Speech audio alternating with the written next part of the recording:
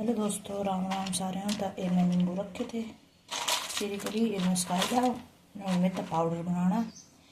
Powder बनाए कि दिखती है मैं कि जूस करिए बनता मैं पाई तो जा रही थी मम्मी ने ग्राइंड कर लेंदी है।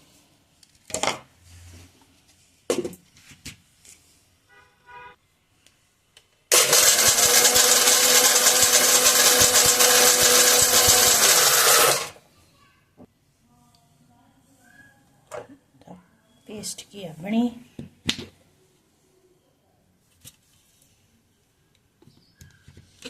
और लुट्टी करी हाँ एक जार च पाई लेना। जी जार च भरी की रखी लेना। जल्दी जूस बनाना वा ताली 1 चम्मच पाना, चीनी पानी, पुदीना पाना, कने पी लेना। खरा लगता था मुझे दसने।